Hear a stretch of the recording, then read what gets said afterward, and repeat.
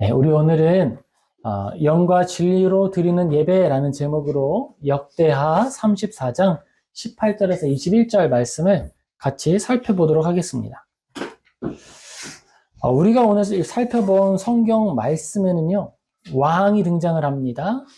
그 왕의 이름은 요시야죠. 왕이 하나님의 말씀을 가지고 열심 있게 살기를 원했습니다. 하나님의 말씀 들려만 주시면 순종하겠습니다. 하나님께 잘 예배드리기 위하여서 많은 것들을 진행하고 하나님 앞에 예배드리는 것의 순수성을 위해서 또 정비하기도 하고 지금까지 우상 숭배를 많이 하던 사람들을 다시 돌이켜서 하나님을 예배하도록 하는 일도 했습니다. 그런데 부족한 게 있었어요. 무엇을 통해서 우리가 교정되어야 하느냐? 이 부분이 없었습니다. 바로 그때에 하나님이 말씀을, 율법책을, 성경을 발견하게 하시고 그리고 지금 우리가 읽었던 이야기는 그렇게 발견된 말씀이 어떤 역할을 했는지 이스라엘 전체를 어떻게 변화시키고 또 하나님 앞에 그 변화가 어떤 의미로 해석되고 또 받아들여졌는지를 보여주고 있는 본문입니다. 요시야 왕의 이야기에서 율법책의 발견은 단순히 역사적인 사건으로만 이해되면 안 되는 거예요. 이것은 하나님께서 그 이전에 하나님을 떠났던 왕들에게는 보이지 않았던 하나님의 은혜를 보여주신 사건이죠. 감춰졌던 율법책, 그러니까 아무도 찾지 않았던 율법책은 늘 그 자리에 있었어요. 하지만 찾지 못했죠. 여러분은 어떠세요? 성경책이 집에 꽂혀 있다는 사실을 깨닫는 순간이 있으셨나요? 저는 있었습니다. 어느 순간 성경을 좀 읽어야겠다라고 하는 생각이 저한테 들었는데 성경을 사야 되나? 근데 집에 성경이 4권, 5권 꽂혀 있었던 거예요. 사람의 숫자만큼, 가족의 숫자만큼 부모님이 준비를 해 놓으셨던 거죠. 그런데 읽지 않았어요. 마찬가지죠. 하나님의 말씀은 늘 이스라엘 안에 머물러 있었습니다. 왕에게는 왕의 옆에서 조언을 하는 제사장이 늘 있었고요. 제사장들이 머무는 곳 예배드렸던 그 자리에는 항상 율법책이 있었어요. 하지만 발견되지 않았고 사용되지 않았죠. 그런데 오늘 하나님을 사모하는 요시야 왕을 통해서 하나님의 은혜를 베푸시고 복을 베푸셔서 그 성경책을 발견하게 하신 거예요. 이것이야말로 하나님의 성경을 발견하는 것이고 그것은 하나님의 복을 받은 첫 증거가 되는 것입니다. 이것은 마치 하늘의 문이 활짝 열려서 복이 쏟아져 내리는 것과 마찬가지인 거예요. 하나님 복 주세요 라고 말하면서 복의 문을 꽉 닫고 있다면 쏟아져 내릴 수 없겠죠. 물이 필요하다면 뭘 먼저 해야 되죠? 수도 꼭지를 열어야 되는 거예요. 그리고 나서 그 쏟아지는 물을 내 용도에 맞게 담아내고 마시기도 하고 사용할 수 있겠죠. 성경책은 그런 거예요. 수도꼭지를 여는 것입니다. 성경을 편다, 수도꼭지를 연다. 하나님의 뜻이 궁금합니다. 하나님이 가지신 저를 향한 계획을 보여주세요. 보여주십시오. 눈을 감고 계획을 보여달라고 해도 볼 수 없어요. 보기 위해선 무엇을 해야 될까요? 눈을 뜨고 하나님이 말씀하신 소리를 들어야죠. 저기를 보아라. 그것이 바로 성경을 펴는 일이고 성경을 발견하는 일입니다. 하나님의 섭리에 대해서 우리는 이렇게 말할 수 있습니다. 하나님의 섭리는 맹목적인 운명이 아니라 인격적인 하나님께서 자신의 목적을 성취하시기 위해서 역사의 모든 세부사항을 주관하시는 것이다 라는 거예요. 하나님이 우리의 역사를 주관하시는데 그 첫 시작은 성경을 열게 하신다라는 거예요. 요시야 왕의 시대를 올바르게 이해하기 위해서는 그 이전 시대의 역사적 맥락을 조금 살펴볼 필요가 있습니다. 요시야의 부친 아몬과 조부 므낫세 왕은 유다 역사에서 가장 심각한 우상 숭배를 이끌었던 사람이에요. 므낫세는 하나님 앞에 큰 죄를 저질러서 그가 우상을 만들고 이스라엘 사람들에게 우상을 섬기게 했습니다. 이 우상을 섬긴다라고 하는 건 다른 한편으로는 왕의 권위를 강화한다는 거예요. 왕의 권위를 어떻게 강화하냐 하면 제사장의 권위를 빼앗아 옴으로부터 왕의 권위를 강화하는 기반을 삼지요. 그러니까 이제는 선택권을 주는 거예요. 하나님만 섬기지 말고 우리 바알도 섬겨볼까? 아세라도 섬겨볼까? 제 예배당에 나오는 거 너무 힘들지. 만약에 예배를 드리는데 우리가 드리는 예배가 서울에서 드리고 나는 저기 전라도 광주에 산다고 생각을 해보세요. 어떻게 할까요? 어떻게 올 수 있겠어요? 오기 힘들겠죠. 근데 어떤 교회는 전라도 광주에 버스를 대절해서 오는 교회도 있어요. 토요일부터 와서. 하나님의 말씀을 가지고 듣고자 하는 이들이 모여 있는 곳, 그곳이 하나님의 예배를 드리는 곳이었고, 하나님의 말씀 가운데에 여기에서 예배를 드려라 라고 정해 주신 곳이었어요. 그것이 바로 예배당이었습니다. 그것이 바로 다윗의 성전이었습니다. 그곳에서 예배를 드리라 라고 했던 거예요. 그런데 이제 왕이 열어주는 거죠. 아, 여기에 오는데 힘들죠? 그러니까 높은 산이 있는 곳, 아니면 나무가 크게 자라있는 곳, 그 아래에서 예배 드리세요. 단 그곳에서 드리는 예배는 하나님은 아니고 바알이거나 아세라를 드리세요. 그러면 사람들은 어떻게 해석할까요? 아, 우리 왕은 깨어있어. 그런데 그 깨어있음이 과연 하나님의 말씀에 비추어서 기준에 알맞게 깨어있는 것인지 아니면 하나님의 말씀을 깨어버린 것인지는 고민이 필요한 것이었죠. 이 시대에는 율법 책이 하나님의 말씀이 머물러 있음에도 불구하고 방치되어 있었다라고 하는 것을 우리는 알 수 있는 거예요. 오늘 말씀을 통해서 우리는 펼쳐서 읽으라라고 하는 하나님의 음성, 종교개혁자 마틴 루터가 들었던 그 하나님의 음성 듣기를 원합니다. 그리고 우리가 원하는 기도의 제목들, 그 제목의 응답의 시작을 발견하고 소유하는 우리 모두 되시기를 예수님의 이름으로 축복합니다. 아멘.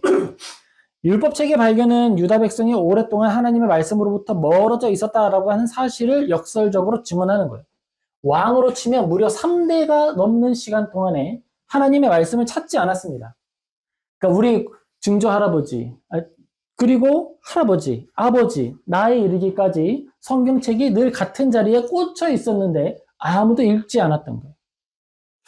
성경책에 대해서는 제가 참 좋은 기억이 있어요. 저희 할머니는 이제 천국에 먼저 가셨죠. 할머니는 글을 읽지 못하셨어요. 그래서 이제 제가 중학교 이렇게 됐을 때 저한테 글을 좀 가르쳐 달라고 말씀을 해주셨죠. 저를 정말 예뻐해 주셨거든요. 그래서 이제 글을 가르쳐 주는데 참 철이 없죠. 귀찮은 거예요. 좀 더 잘할 걸. 이제 할머니가 천국에 가시고 나서 이제 남아 있는데 어느 날 할머니가 이제 주무시던 방에 이렇게 누워서 있는데 딱 머리를 돌리니까 성경책이 보이는 거예요. 우리 할머니는 글 못 읽으시는데 성경책 이렇게 두꺼운 거를 준비해 놓으셨네. 그래서 제가 그걸 펼쳐봤어요. 그래서 좀 울었어요. 왜 그랬을까요? 창세기부터 요한계시록까지 줄이 쳐 있는 거예요. 할머니는 글을 못 읽으세요. 글을 읽지 못하는 분이 성경에 줄을 쳐니까 어떻게 됐을까요? 니다에서부터 씀니까지가 줄이 쳐져 있는 거예요. 이전 문장이 끝나는 지점에서부터 다음 문장이 끝나지 않은 지점 중간 어디쯤에서 줄이 끝나요. 할머니는 알지 못하지만 그 말씀이 달았고 좋았어요. 그래서 읽기를 원했고 알지는 못하지만 줄을 치기를 원했던 거예요. 어떤 마음이었을까요? 그리고 성경을 제가 읽어야겠다고 생각을 했어요. 그리고 후에 제가 목회자가 됐을 때 확신했어요. 나는 내가 섬기는 동안에 성경을 전해야겠다. 내가 우리 할머니한테는 글을 알려드리지 못했고 성실하지 못했지만 내가 만나는 모든 사람에게 성경을 전하고 그 달콤한 말씀을 드러내야겠다. 다짐을 한 거예요. 천국에 갔을 때 우리 할머니 다시 만나면 자, 이제 이렇게 일하고 왔습니다. 라고 말씀을 드릴 수 있겠죠. 하나님의 말씀은 우리의 기준이고 우리에게 주시는 하나님의 은혜이고 큰 복인 거예요. 성경을 소유할 수 있고 성경을 읽을 수 있다? 큰 복이죠. 그리고 지금 오늘날에도 아직 성경이 번역된 채로 전달받지 못한 나라들이 있고 그 나라를 위해 섬기고 또 자기의 삶을, 생명을 쏟아내고 지성을 쏟아내는 분들이 계십니다. 성경 번역 사역을 하시는 분들이 계세요. 모든 민족의 모든 열방의 언어로 성경을 전해야겠다는 사명을 가지고 전하는 분들이 계시고 살아 숨쉬는 모든 날 동안에 하나님의 말씀을 전해야겠다라고 다짐하는 사람이 있는 것이죠. 그렇게 하나님의 말씀은 오늘도 살아있고 계속해서 교회를 살아있게 하는 거예요. 이 본문은 성경을 발견했다라고 하는 사실을 전하고 있는데 그것은 단순히 역사적 사건일 뿐만 아니라 굉장히 영적인 사건이었고 은혜의 사건이었어요. 그리고 우리는 성경을 발견한 사람에 집중할 수 있지만 사실 우리가 보아야 하는 것은 성경을 보도록 허락하신 하나님의 은혜를 보아야 하는 것이죠. 이제 네가 나를 찾는구나. 내가 너에게 성경을 허락하겠다. 우리가 봤을 때는 성경이 그 자리에 있었고 관심을 가지지 않은 것처럼 느껴지지만 하나님의 관점으로서는 오히려 하나님을 떠난 자들에게 내버려 두심으로써 성경을 보지 못하게 하신 거예요. 하나님은 악인들을 죄악 중에 내버려 두십니다. 그렇게 해서 회개하지 못하게 하시는 거예요. 회개의 기회를 막아두시는 거예요. 그가 회개하지 못함으로 자발적으로 죄를 지어서 죄의 열매를 기뻐하게 하는 거예요. 야, 내가 얼마나 행복한 줄 알아? 내가 얼마나 큰 능력으로 이것을 소유한 줄 알아? 그렇게 자기의 죄를 자랑함으로써 스스로 자기의 유죄성을 하나님 앞에 드러내는 거예요. 삶의 열매로서. 누구도 그를 부추기지 않습니다. 자원하는 마음으로 죄를 짓는 거예요. 제가 어제 하나의 사건을 봤는데 좀 되게 이 사람은 마음이 어떨까라는 생각을 했어요. 이제 요양병원을 이제 준비하는 의사였습니다. 한 건물주가 건물을 가지신 분이시죠. 병원을 유치하면 좋을 것 같아서 그분에게 지원금도 주고 그분을 도와서 1년 동안 월세도 면제를 해주면서 여기에서 왜냐면은 요양병원에 오시는 분들이 계셔야 운영이 될 테니까 1년을 기다려 준 거예요. 유예를 주고. 근데 그분이 그렇게 은혜를 받고 도움을 받았음에도 불구하고 월세를 계속 연체하기 시작합니다. 2년, 3년? 근데 그 건물은 신축 건물이었고 건물의 주인이 되시는 분은 계속 은행에 상환을 하셔야 하는 거였어요. 근데 법 중에서 병원에는 한 사람이라도 환자가 있으면 쫓아낼 수 없는 법이 있다는 거예요. 그러니까 그분은 어떻게 했을까요? 계속 안 냈어요. 그러니까 그 건물주는 어떻게 됐을까요? 결국에는 상환하지 못해서 파산 신청을 하고 그 건물을 경매에 내놓을 수밖에 없었죠. 근데 악석 임차인이 들어가 있으니까 아무도 경매에 참여를 안 하는 거예요. 그래서 어떻게 됐어요? 그 안에 월세를 안 내고 버텼던 병원장이 그 건물을 원래 가격의 3분의 1 가격도 안 되는 가격에 산 거예요. 그게 실제 사례로 나왔어요. 어땠을까요? 그는 어떤 마음이었을까요? 그는 스스로 생각하겠죠. 나는 지혜로워. 나는 의사일 뿐만 아니라 법도 잘 알아. 내가 한 모든 일은 법 안에서 이루어진 일이야. 나는 합법적으로 행동했어. 과연 그럴까요? 하나님 앞에서도 그럴까요? 세상의 지혜는 성경에 나타난 악인들의 지혜는 그런 형태입니다. 그런데 하나님은 그들이 자신의 잘못을 알지 못하게 비참한 중에 내버려 둠으로써 스스로의 유죄성을 드러내게 하시는 거예요. 벌거벗은 임금님이라고 하는 동화가 있죠? 거기에서 나타나는 벌거벗은 임금님이 벌거벗은 이유는 무엇이었을까요? 부끄러움을 알지 못했기 때문이었을까요? 아니요. 자기의 모습을 정직하게 받아들이고 인정하지 못했기 때문이었습니다. 성경은 그런 거예요. 하나님의 말씀을 벗어나겠다 마음먹은 사람에 대하여서 하나님은 쫓아가서 알리지 않습니다. 그냥 그 자리에 머물러 계시는 거예요. 늘 우리의 뒤에서 같은 자리에서 기다려 주십니다. 그리고 언제나 우리의 문 밖에서 마음의 문 밖에서 두드리시는 거예요. 나 여기 있다. 언제나 우리는 문을 열고 맞이하면 그의 은혜를 누릴 수 있고 회개할 수 있고 돌봄을 받을 수 있어요. 그러나 원하지 않는 거예요. 그리고 내가 원하지 않았으므로 주님 앞에 섰을 때 변명할 것이 없습니다. 하나님은 우리의 죄에 대하여서 수사를 하시거나 우리의 죄에 대하여서 이러저러한 핑계를 들어주시는 분이 아니에요. 열매를 보고 그가 가진 삶의 내용을 보고 알아주시는 거예요. 그대로 판결하시는 것입니다. 그런 하나님을 우리가 섬기는 것이고 그런 하나님이시기 때문에 우리는 더더욱 우리의 삶에 대하여서 돌이켜보게 되는 거예요. 그때의 기준이 무엇이냐? 그 기준은 바로 성경이다. 이것입니다. 하나님의 말씀을 발견했던 왕의 모습도 중요합니다. 하나님의 말씀을 발견한 사람들은 어떻게 반응해야 할까요? 하나님의 말씀을 들었을 때 또는 말씀을 전할 때에 이러저러한 것들을 강요하는 모습으로 드러나면 그는 탈진할 수 있고요. 마음의 상처를 입을 수 있고요. 그가 무엇이든 행동했을 때 자기 의의를 만들어낼 수 있습니다. 그러한 방식은 교만을 만드는 방식이라서 저는 지양합니다. 그런데 하나님의 말씀이 제대로 기능할 때에는 요시야 왕처럼 하는 거예요. 말씀을 들으니까 어떻게 됐어요? 그가 자기의 옷을 찢으며 이제는 어떻게 해야 하는 것이지? 라고 고민하기 시작했습니다. 그의 반응을 세 가지로 살펴볼 수가 있어요. 구조적으로는 이렇게 되죠. 사반이라고 하는 사람이 당대의 율법 학자고 제사장이죠. 그가 왕에게 율법책을 읽어줍니다. 그것은요, 하나님의 말씀을 전달하는 사람이 있어야 한다라는 거예요. 그는 훈련되어야 하고 하나님의 말씀 가운데의 질서를 알 수 있도록 충분히 노력해야 됩니다.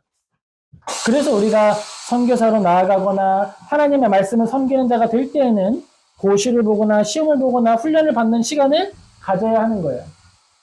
우리가 교회 조직 안에서도 리더를 맡을 때 그냥 리더를 맡길까요? 훈련을 할까요? 리더를 맡길 때에는 그가 감당하는 영혼의 책임을 져야 하는 자리이기 때문에 그에게 그 영혼의 무게와 그것을 감당할 수 있는 충분한 재원을 갖출 수 있도록 도움을 주는 거예요. 그 후에 영혼을 맡기죠. 그리고 영혼을 맡겼을 때에 어려움이 생기면 어떻게 해요? 즉시 해결할 수 있는 사람이 투입이 돼서 책임을 짊어집니다. 그가 책임을 지게 하는 것이 아니라 그가 진 책임을 감당함으로써 그의 영혼 또한 보호하고 또한 그 안에서 모든 영혼들이 살아나게 하는 것이죠. 율법책을 읽어 전달하는 자가 있었던 거예요. 두 번째는 왕이 율법의 말씀을 듣고 옷을 찢습니다. 자, 이거 아니었죠? 왕에게 말씀을 전해주고 나서 사람들이 달려들어서 왕의 옷을 찢은 게 아니었죠. 그건 폭력이죠. 어떻게 했을까요? 하나님의 말씀을 듣고 나서 옷을 찢었다라는 거예요. 이 옷을 찢는다라고 하는 표현은 이제 자기의 감정을 드러내는 것이기도 하고 당대의 문화죠. 오늘날 우리에게 있어서는 마음을 찢는다라고 하는 표현으로 더 잘 표현할 수 있을 것 같아요. 하나님의 마음이 나의 마음을 찔러서, 양심을 찔러서 회개하게 하는 거예요. 아, 우리가 하나님의 말씀으로부터 멀어져 있었구나. 한 해, 두 해도 아니고 너무 오래 멀어져 있었구나. 이제 우리가 돌아가야겠다. 어디로? 하나님의 말씀으로 돌아가야겠다. 그리고 셋째, 왕은 신하들에게 여호와께 묻도록 명령하는데 그 이유는 조상들이 하나님의 말씀을 따르지 않아서 하나님이 진노하셨다라고 하는 인식을 갖게 되었기 때문이에요. 하나님의 말씀이 그 양심을 찌를 때에 알게 되는 거죠. 아, 내가 법적으로는 문제가 없으나 내가 심각한 죄를 지었구나. 통회하는 마음으로 회개하게 되는 거예요. 그러면 그 회개는 하나님 앞에만 회개하는 것으로 끝나면 될까요? 아니죠. 그 병원장 같은 경우에는 자기가 실제로 피해를 입혔던 사람에 대한 피해 보상을 하는 것까지가 회개 내용에 포함되는 거예요. 우리도 그렇습니다. 우리가 잘못한 일이 있으면 그것을 하나님 앞에 드러내 회개하고 깨어진 마음으로 불쌍히 여겨달라고 충분히 구한 후에 우리가 마음을 아프게 했던 이들을 찾아가서 회개하고 돌이켜야 하는 것이죠. 그것까지가 회개의 완성인 거예요. 회개의 완성은 하나님 앞에 온전히 드리는 것입니다. 역대하 34장 30절에서 31절 요시야 왕이 성전에서 유다 예루살렘의 모든 백성과 제사장들과 레위 사람들에게 언약책의 말씀을 읽어드리는 장면이 등장을 합니다. 그 후에 보면요, 이제 요시야만 읽고서 좋아한 게 아니라, 자, 제사장들이 계시죠? 그리고 레위인들 각 성에 흩어져 계시죠? 자, 지금부터 이 하나님의 말씀을 우리가 나누어서 각 자리에서 다 읽어줍시다. 왜냐하면 이건 나만 들어서 될 일이 아니라 우리가 다 알고 들어야 하는 일이기 때문에 그렇습니다라는 거예요. 성경은 그래요, 여러분. 성경은 그 자체로 생명력이 있고 활력이 있어서 그것으로 내가 양식 삼고 그것으로 내가 은혜를 누리고 회복이 되면 나만 이것을 누릴 수 없다라고 하는 마음이 생기게 됩니다. 이것은 영업도 아니고 이것은 우리가 다른 일을 하는 것도 아니에요. 이것은 진실로 하나님의 영광을 드러내는 거예요. 너에게 속상한 일이 있었구나. 하나님의 말씀이 너에게 위로가 되기를 바란다. 내가 너를 위해 기도할게. 아주 훌륭한 말이죠. 그와 함께 나에게 가장 위로가 되었던 말씀을 나눌 수 있는 거예요. 나에게 참 어려운 일이 있었을 때 나에게 주신 이 말씀이 위로가 되었어. 저는 연말에 하나님의 말씀을 이렇게 하나씩 나누어 갖는 것에 대해서 긍정적이에요. 왜 그럴까요? 제가 좋은 경험이 있기 때문이겠죠. 어떤 경험이었냐면 제가 고3 때 저는 이제 학원을 많이 다니지 못했어요. 원하지도 않았고요. 그런데 이제 학원을 하나를 다녀야 되는데 이제 열심히 다니고 그 후에는 하나님께 맡길 수밖에 없었던 거죠. 공부를 해야겠다라고 하는 마음 자체를 좀 늦게 먹었거든요. 그리고 나서 이제 하나님께 의지하기 시작했죠. 그리고 하나님이 마지막에 이제 고기가 끝나고 고3으로 넘어가는 그때에 이제 원래 섬기는 교회가 있었고 친구가 자기네 교회에 아무도 없다 그래가지고 저를 부른 거예요. 제가 그 교회를 갔어요. 제 원래 교회에서는 찬양단도 안 하고요. 말 안 듣는 청년 중 하나였거든요. 근데 친구 교회에 가가지고요. 찬양 인도도 하고요. 다 했어요. 왜 그랬을까요? 거기에는요. 진짜 사람이 없으니까 나밖에 할 사람이 없는 거예요. 그리고 본 건 있으니까 하게 됐던 거죠. 그리고 그게 은혜의 통로였습니다. 그때 목사님이 손으로 쓴 성경 구절을 하나씩 나누어 가지게 하셨어요. 그리고 그때 저에게 주신 말씀이 주께서 너의 등불을 켜시며 여호와 하나님이 너의 흑암을 밝히시리이다. 이 말씀이었어요. 그 말씀이 저를 살아있게 했고 숨쉬게 했고 영혼의 사막이 찾아오는 날마다 오아시스가 되어서 다시 한번 나아가게 했습니다. 우리에게 하나님의 말씀을 다 외워야 되겠죠? 좋은 거예요. 다 외우면 너무 좋은 거예요. 하나님의 말씀을 손목에 감고 이마에 붙이라 그랬어요. 얼마나 중요하고 좋은지 몰라요. 그런데 그 말씀을 다 외울 수 없으니까 1년에 한 구절은 제대로 외우자. 그래서 한 구절씩 갖는 거예요. 그래서 저는 지금까지도 외우고 있는 것이죠. 힘든 날, 어려운 날, 정말 내가 이 땅에 살아가야 할 이유를 발견하지 못할 것 같은 날에 그 말씀이 나를 다시 한번 깨우고 일으키고 나아가게 하는 거예요. 그것이 말씀의 오아시스가 되는 것이었습니다. 요시아에게는 오늘 말씀을 발견했던 이 사건이 그런 사건이었던 거예요. 그러니까 자기의 옷을 찢고 권위를 버리고 하나님의 앞에서 다시 한번 다윗처럼 나아가게 됐던 거예요. 그리고 내가 누린 은혜를 나만 누릴 것이 아니라 이 모든 민족들이 누려야 한다라고 하는 사명감에 차서 각 지방에 하나님의 말씀을 읽어주는 자들을 보내서 읽어주게 하는 것입니다. 왕이 말했죠. 왕은 하나님의 말씀을 듣고서 따르는 자가 되어야 하는 것입니다. 마음을 다하고 목숨을 다하고 여호와를 따르며 그의 계명과 법도와 율례를 지켜 이 책에 기록된 언약의 말씀을 이루리라 하고 선서하게 됩니다. 그게 역대하 34장 31절에 나오는 말씀이에요. 또한 성경을 발견하고 하나님의 은혜로 갱신되는 이러한 사건은 성경의 요시야 때에만 한정되는 게 아닙니다. 역사적으로 교회가 말씀을 상실하면 타락을 했어요. 그리고 거기에는 사람이 고안한 방식으로 다양한 내용이 채워지게 됩니다. 최근에 제가 봤던 가장 충격적인 사람이 만든 행사는 이렇게 크레인을 달아서 사람을 매달아 올렸던 일이었어요. 예수님의 부활과 승천을 기리기 위해서 퍼포먼스를 준비했다고 하는 것이었는데 저는 그것이 과연 잘 모르겠어요. 준비했을 때 노력은 많이 했을 것 같아요. 위험했을 수도 있는데 그분은 전문 배우였을까? 스턴트 배우였을까? 청년이었겠죠? 교육자였을까? 모르겠어요. 하나님의 말씀을 가지고 나아가는 것이고 하나님의 말씀을 사모하는 것인데 그것을 떠나면 다양한 상상력으로 채우기 시작하면 어디까지 갈지 우리는 알 수 없는 거예요. 그래서 종교개혁자들은요. 하나님의 말씀을 따라 돌아가자라고 하는 오직 성경이라고 하는 원리를 올리고 그리고 그것을 따라서 우리가 다시 한번 고민해보자라고 생각하기 시작했던 거예요. 우리가 살펴봤던 문답서에도 그런 이야기들이 담기게 된 것이죠.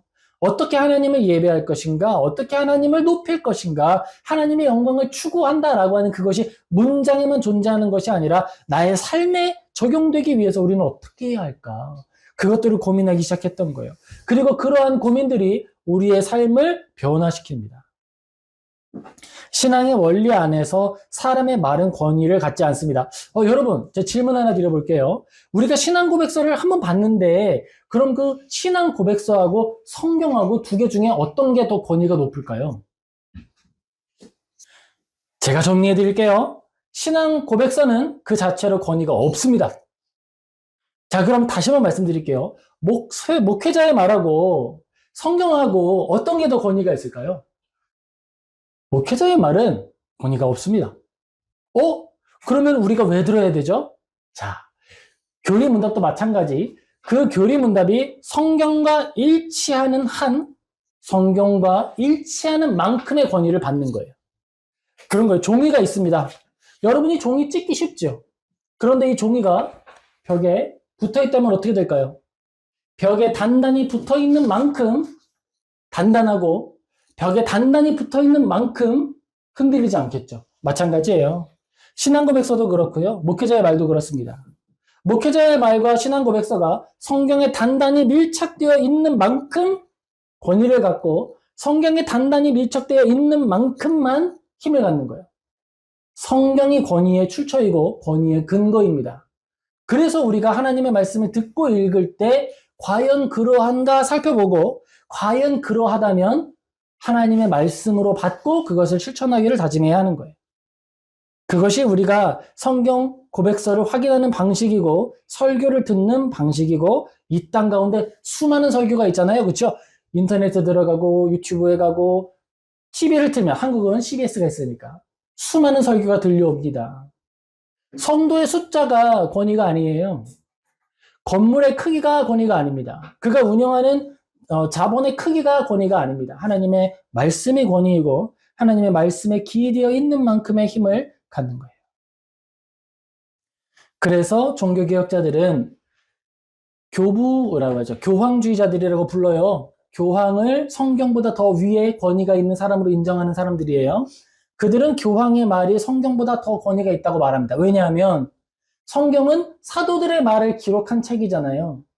그러니까 지금 교황은 베드로로부터 권위를 이어받아 왔다라고 믿는 거거든요. 일대 교황은 베드로라고 보는 거예요. 그래서 교황이 말하는 건 사도가 말하는 거랑 똑같으니까 성경보다 더 권위가 있다라고 하는 주장을 하죠. 그런데 그것은 아니에요. 하나님의 말씀은 12사도가 있은 후에 그쳤고 끝났습니다. 요한계시록 끝에 보세요. 그러면 이 성경은 이제 끝났다라고 사도 요한이 말하고 여기에 무엇을 덧붙이거나 여기에 무엇을 빼는 자들은 하나님의 성경책으로부터 이름이 지워진다라고 성경이 스스로 이제는 마감됐다라고 끝을 냈습니다. 그러니까 우리는 완성된 성경을 믿고 따르는 거예요. 그런데 오늘날 또 재밌는 사람들이 등장을 합니다. 심지어 교황도 아니에요. 그들은 어떤 사람 12명을 정해놓고 우리는 이제부터 12사도다라고 이야기를 하면서 딱 우리가 생각하는 어떤 것들을 주장하며 이야기를 합니다. 그것을 이제 사도적 이야기를 한다라고 해서 아포스톨로지라고 하는 말들로서 여러 가지 표현들을 하는 사람들이 있어요. 사도교회라고 해서 성경 이외에 자기들의 이야기를 따로 이야기를 정리도 하고 막 적고 그렇습니다. 그런데 그것은 하나님의 기준을 벗어난 거예요. 적어도 개신교의 기준은 확실히 벗어난 것입니다. 우리는 오직 하나님의 말씀을 기준으로 삼아서 우리가 나아가야 할 것과 머물러야 할 것을 확인하는 거예요. 요시야의 개혁은 이러한 원리가 실제로 실현되었던 역사적 사건을 기록한 것이고 종교개혁은 우리가 눈으로 보고 역사적으로 알고 있는 이 사건의 오늘날의 적용인 거예요. 그리고 이러한 적용은 당시에만 있는 것이 아니라 매 순간 우리의 삶에 나타나야 하는 것입니다. 저는 정말 기도하기를 언젠가 여러분의 날들에 아니 오늘이라도 그리고 지금이라도 내 손에 쥐어진 성경의 감격을 누리시기를 예수님의 이름으로 축복합니다. 이것이 하나님이 나에게 주신 하나님의 음성이고 말씀이다라고 하는 걸 아는 거예요. 하나님이 이것을 통해서 이제부터 나에게 말씀하시겠구나라고 기대하는 거예요. 어떤 말씀을 나에게 주실까? 어떻게 나에게 말씀을 하실까? 성경을 읽고 이 문장은 아무런 의미도 없는 것 같은데 이게 어떻게 되는 거지? 고민하고 생각하는 거예요. 그것을 성경은 뭐라고 말하냐면 묵상이라고 하는 거예요. 성경을 묵상한다라고 하는 건 그런 거예요. 성경을 읽고 오늘 나에게 성경을 주신 분이 하나님이잖아요. 성경이 엄청 두꺼운데 이 두꺼운 성경 중에 하나를 내가 읽게 된 거잖아요. 와, 어떻게 오늘 내가 이러한 성경을 읽을 수 있었을까? 그리고 생각하는 거예요. 이 말씀을 주신 이유가 뭘까? 어떻게 적용을 해볼까? 그렇게 우리는 말씀과 동행하며 사는 것입니다. 우리가 성경을 읽을 때에 굉장히 초보적인 수단이지만 혹시 이런 거 해보신 적 있어요? 힘든 날. 하나님 말씀을 주세요. 나 너무 힘들어요. 촥! 없다고 말하기는 힘들겠죠. 근데 여러분 제가 팁을 하나 드릴게요. 성경을 쫙 펼치실 때 중앙을 펼치세요. 중간 부분을. 대부분 시편이거든요. 시편은 고난중에 써진 내용이 대부분이라서 어떤 것을 읽어도 적용되고 어떤 것을 읽어도 위로가 됩니다. 성경을 읽었을 때 하나님의 말씀이 딱 다가올 때 끝에를 이렇게 펴지 않고 앞뒤를 이렇게 펴지 않잖아요. 그렇죠? 가운데를 피시는 게 아주 지혜로운 거예요. 그래서 하나님이 시편을 가장 길게 가장 많이 성경 가운데에 구약과 신약 그 가운데에 딱 배치를 해주는지 몰라요. 그리고 그것을 통해 얼마나 많은 영혼들이 또 살아나는지 모르죠. 하지만 성장한 이후에는 어떻게 될까요? 성장한 후에는 말씀을 랜덤으로 펴는 것이 아니라 내 양식에 맞게 규모에 알맞게 머리부터 끝까지 꼭꼭 씹어 삼키는 일을 하게 되는 것입니다. 그것을 신앙이라고 부르고요. 그것이 체계화되고 조직화되면 그걸 신학이라고 부르는 거예요. 신학이 어려운 게 아니에요. 신학이 학문만이 아니에요. 그것은 하나님께 순종하는 기술이고 그리고 그 순종하는 기술의 원리는 성경에 있는 거예요. 신학이라고 하는 것도 여러분 거창한 게 아니에요. 하나님을 바라보는 기술을 배우는 거고 하나님을 사랑하는 기술을 배우는 거고 어떻게 하면 하나님을 기쁘시게 할까라고 하는 것들을 배우는 거예요. 그리고 신학의 내용들도 누가 말을 했다가 중요한 게 아니라 그게 성경에 일치하는 만큼 권위를 갖는 거예요. 그러한 안목을 가지고 모든 것을 읽는 것입니다. 역대하 34장 18절에서 27절에 보면은 하나님의 말씀이 신앙 공동체 안에서 다시 발견되고 그 말씀이 왕과 백성 모두를 변화시키는 과정을 증언하고 있습니다. 이 사건은 단순한 역사적 기록을 넘어서 모든 시내의 신앙 공동체에 동일하게 적용되는 언약 갱신의 구조를 보여주고 있는 거예요. 요시아의 개혁은 새로운 것을 창출하는 행위가 아니라 하나님을 향한 돌이킴이었습니다. 그것은 우리에게도 나타나야 하는 거예요. 개인의 영역에서도 나타나고요. 공동체의 영역에서도 나타나야 하는 것입니다. 하나님, 제가 나의 계획, 나의 힘으로만 살아갔었는데 이제는 돌이켜서 하나님의 계획, 하나님의 뜻을 따라 살아가겠습니다. 나에게 찾아온 모든 상황과 사건들을 바라볼 때에 인간의 눈이 아니라 하나님의 눈으로 바라보도록 노력하겠습니다. 라는 거예요. 하나님을 기쁘시게 하려는 열심히 진정으로 의미 있는 열매를 맺는 방식은 인간의 지혜나 전략이 아니라 하나님의 말씀, 그 권위를 회복하는 데에서 시작하는 것이었습니다. 새로운 것을 창안하는 것이 아니라 성경으로 돌아가는 것. 성경은 교회와 사회의 모든 영역에서 최고의 권위를 가지며 그 모든 것들을 건전하게 하고 바르게 하는 일을 위하여 존재하고 있다라는 거예요. 요시아의 개혁은 단순히 한순간의 감정적 결단이 아니었고 하나님의 말씀의 기초 위에 세워진 지속적인 변화의 출발점이었습니다. 하나님의 말씀을 우리가 다른 표현으로 할 때 반석이라는 말을 씁니다. 반석. 그것은 안반이 있는 거예요. 큰 돌 위에 탁 머무는 거예요. 제가 마지막에 섬겼던 교회에 서진교회라고 하는 교회인데요. 상암동에 있습니다. 너무 좋은 교회예요. 거기 우리 목사님은 예배당을 너무 좋아하세요. 엄청 수고를 하셨고 눈물로 거의 벽돌 한 장 한 장을 쌓아서 지어진 것이었거든요. 이제 어느 날 이제 교회를 둘러보면서 이제 잡초도 뽑고 돌도 치우고 나무도 심고 해야 돼요. 그때 땀을 잠깐 식히면서 있을 때 말씀을 하셨어요. 우리 교회는 반석 위에 세워진 교회야. 그래서 저는 성경 위에 세우셨다는 뜻이구나. 그렇게 이해를 했어요. 말씀하시는 거예요. 우리 밑에는 큰 바위가 있어. 그래서 지진이 와도 우리 교회는 흔들릴 수가 없어. 비중계를 딱 댔을 때 그 어떤 이 건물이 눌리고 움직이는 그런 기준이 있나 봐요. 그걸로 했을 때 움직이지 않는 0이 딱 나왔다는 거예요. 그런 곳이 없어. 여기가 거기야. 저는 다른 의미로 이해했어요. 이 교회를 정말 사랑하시고 진짜 사랑하셔서 반석 위에 세우시려고 애를 쓰셨구나. 우리가 하나님의 말씀 가운데 신앙의 반석을 세우고 신앙의 성전을 쌓을 때에도 그 반석 위에 세우셔야 하는 거예요. 그 반석은 성경입니다. 신학의 실천, 신앙의 실천은 곧 믿음으로 사는 삶이며 이 삶은 하나님의 말씀을 삶 전체에 적용하는 끊임없는 과정이에요. 끊임없이 적용해 보는 거예요. 하나님의 말씀을 가지고 우리가 나아갈 때 어떻게 하면 하나님의 말씀이 나에게 적용될까를 고민해 보는 거예요. 여러분 어때요? 여러분은 그런 원리와 원칙들을 가지고 있으신가요? 저는 있어요. 우리의 마음 가운데 선한 생각이 싹 스쳐갈 때가 있거든요. 하나님의 말씀을 읽다 보면 아이디어 하나가 싹 스쳐갈 때가 있습니다. 그때 이것이 하나님이 주신 마음의 말씀인지 아니면 그것이 내 망상인지 어떻게 구분할 수 있을까요? 다 구분하기 힘들죠. 그건 굉장히 힘든 일이에요. 그런데 기준을 하나 적용을 해보면 적어도 그 생각이 건전한지 하나님을 기쁘시게 하는지 정도는 구분할 수 있습니다. 기준은 크게 어렵지 않아요. 세 가지 질문만 해보면 되는 거예요. 내 머릿속에 스쳐간 그 아이디어가 과연 하나님이 기뻐하실 만한 선한 일인가? 먼저 그걸 고민하는 거예요. 하나님이 기뻐하실 만한 선한 일인가? 다른 말로 하면 하나님의 영광이 되는 일인가? 먼저 고민을 해보는 거예요.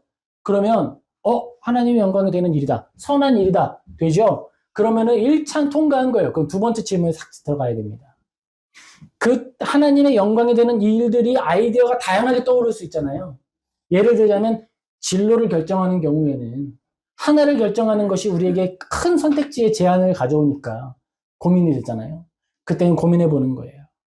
하나님의 영광을 위한 여러 가지 뜻들이 있고 내가 실행할 수 있는 일들이 여러 가지가 있는데 그게 나에게 이익이 되는 일인가 하나님께 이익이 되는 일인가를 고민하는 거예요.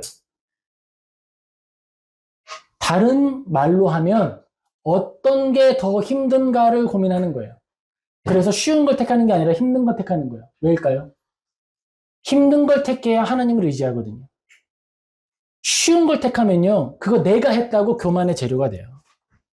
내가 아무리 생각해봐도 이건 내 힘으로는 안 돼. 선택지로는 나에게 주어졌지만 내 힘으로는 못해. 그러면 그건 하나님만이 도와주실 수 있는 거잖아요. 그러니까 하나님이 행하셔야만 이룰 수 있는 일이기에 나는 기도할 수밖에 없고 내가 거기 있는 동안엔 안전하겠죠. 내 힘으로 할 수 없으니까. 그러니까 그걸 선택하는 거예요. 자, 근데 내가 가지고 있는 꿈이, 내가 가지고 있는 계획이 모두 다 하나님의 영광이 될 뿐만 아니라 쉽지 않아. 그러면 마지막에는 뭘 선택해야 될까요? 오래 걸리는 일을 택하는 거예요. 왜 그럴까요?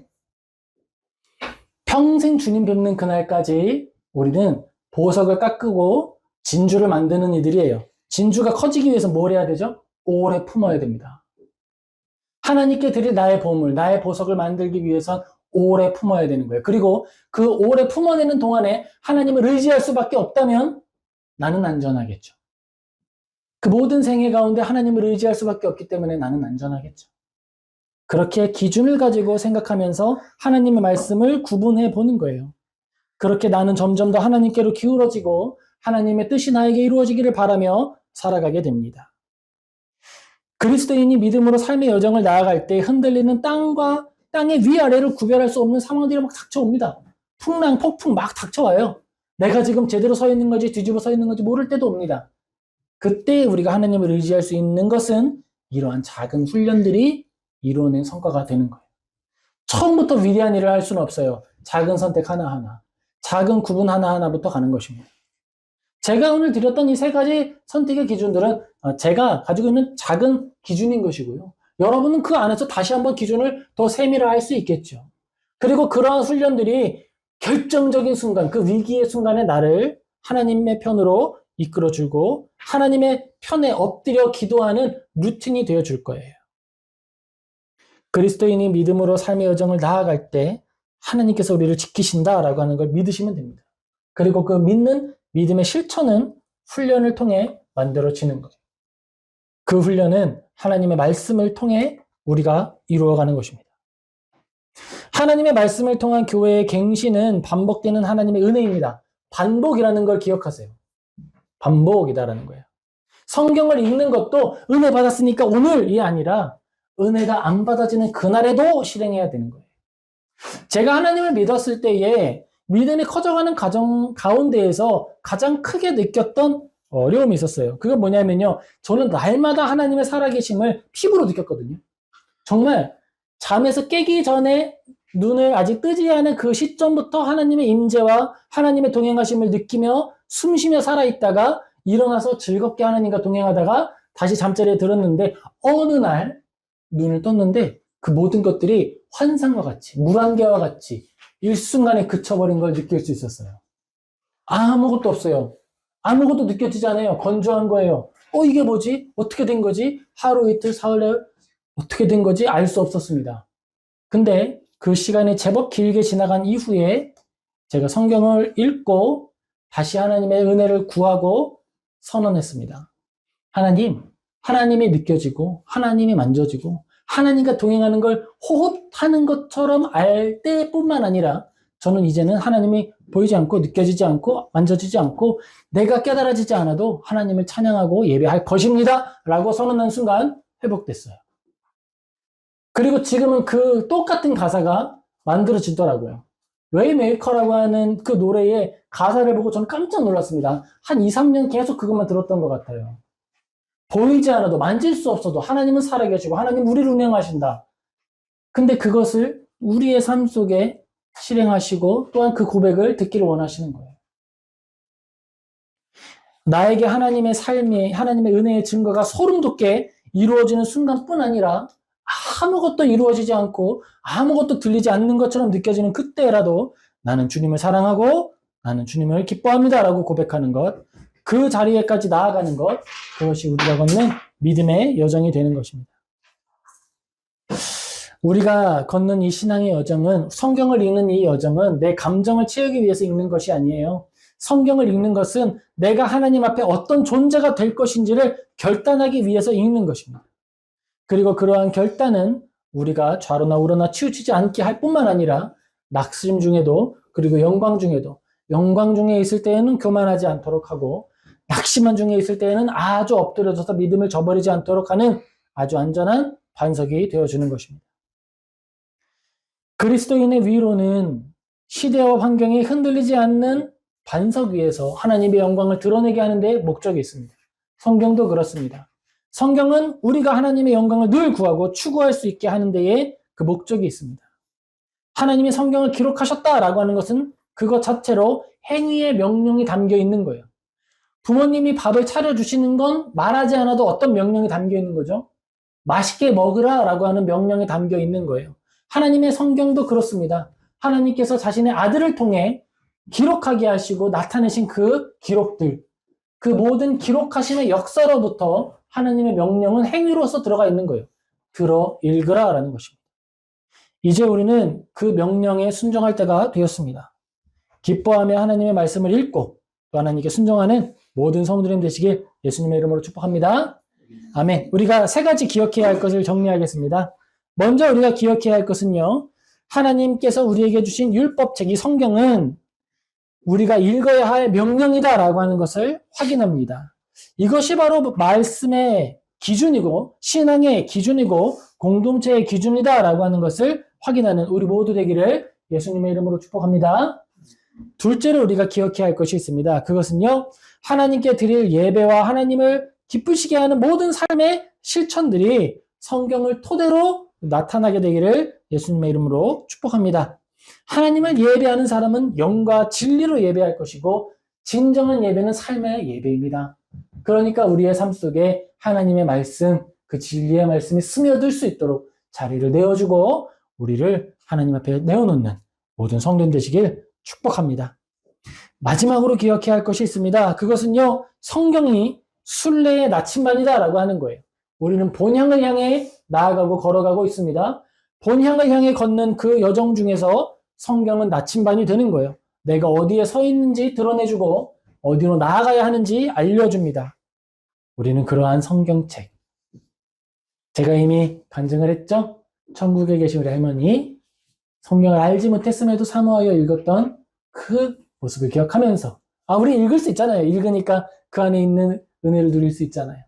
그 안에 담긴 어떤 성도는 너무나도 누리고 싶어 했던 그 은혜를 우리는 누릴 수 있다라고 하는 복을 소유하는 우리 모두 성도인 되시길 예수님의 이름으로 축복합니다. 아멘. 기도하겠습니다.